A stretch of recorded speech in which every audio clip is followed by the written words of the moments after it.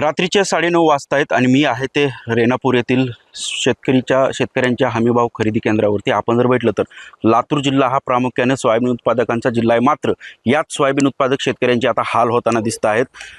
शासनाच्या हमीभाव खरेदी केंद्रावरती वाहनांच्या रांगा लागत आहेत. शेतकऱ्याची जी आहे ते आता हेळसांड होताना पाहायला मिळते.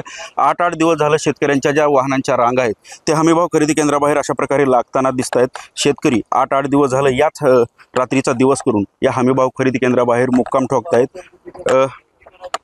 आणि या ठिकाणी आपण जर बघितलं तर स्वतः काँग्रेसचे नेते तथा माजी आमदार धीरज देशमुख देखील यांनी आता या ठिकाणी शेतकऱ्यांना भेट दिली आहे. थंडीचा पहारा कडाक्याचा आहे तरी देखील शेतकरी आपलं सोयाबीन विक्री व्हावं यासाठी आपली जी आणलेली जी भाकर आहे ती भाकर घेऊन या ठिकाणी खात आहेत. स्वतः माजी आमदार चिवडा आणि फरसन अशा प्रकारचे याच्यावरती आपली उपजीविका हे शेतकरी भागवत आहेत. मागच्या 8 दिवसापासून या शेतकऱ्यांनी या ठिकाणी थांबून आहेत. आपलं जे सोयाबीन आहे ते विक्री व्हावं असं या शेतकऱ्यांचं म्हणणं आहे. मात्र आता केवळ 4 दिवस शिल्लक उरलेले आहेत. त्यामुळे आता शेतकरी धास्तावलेला आहे, शेतकरी संकटात आलेला आहे.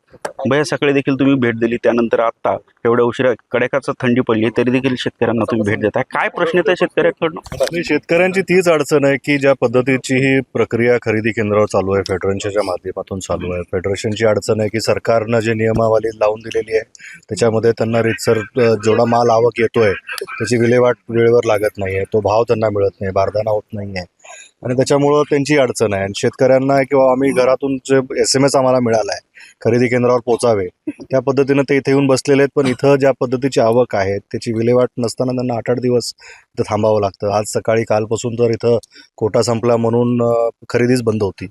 तरी आज आम्ही मंत्री महोदयांना विनंती केली तर त्यांनी दुपारी निर्णय घेतला आणि काही लिमिट त्यांनी वाढवून दिलेली आहे. आम्ही तेच पाहायला आलो की सकाळची लिमिट वाढली, जे खरेदी बंद होती ते सुरू झाले का नाही, पोर्टल चालू झालं का नाही. आम्हाला इथं सांगण्यात आलं की पोर्टल चालू आहे आणि त्या पद्धतीनं ते काम करतील.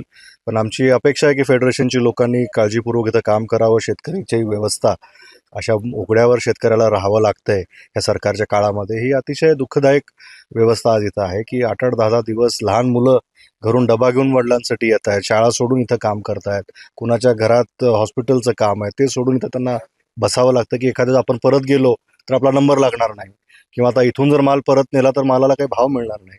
अशी अतिशय बिकट परिस्थितीमध्ये शेतकरी असताना सरकारनं संवेदनशीलपणे शेतकऱ्याकडे बघावं आणि ही व्यवस्था अतिशय अजून सुरळीतपणे सरकार कशी चालू शकेल याच्याकडे सरकारनं लक्ष देणं अतिशय गरजेचं आहे आणि चांगला भाव शेतकऱ्याला देणं गरजेचं आहे. ही परिस्थिती लातूर जिल्ह्यातल्या सोयाबीन उत्पादक शेतकऱ्यांची आहे. रात्रीचे 9:30 वाजता शेतकरी सोयाबीन विक्रीसाठी या ठिकाणी बसलेत. बाबा किती दिवस झालं बसले तुम्ही इथं? 6 दिवस झाले. काय विकलं सोयाबीन? नाही, आत्ता नंबर आलाय.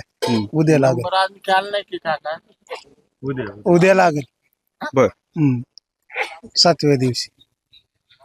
काही दिवसात हमी भाव खरेदी केंद्र आता बंद होणार आहे. शासनाने दिलेली 31 जानेवारीची डेडलाईन संपणार आहे. कुठून आले? मी रेणापूरचाच आहे. एक हाती सत्ता नसाय पाहिजे महाराष्ट्रामध्ये. एकूणच परिस्थिती पाहायला गेलं तर शेतकऱ्यांची आता दयनीय अवस्था पाहायला मिळते. शेतकरी अडचणीत सापडलाय. कुठेतरी शासनाने ही डेडलाईन वाढवावी आता ही शेतकरी मागणी करतायत.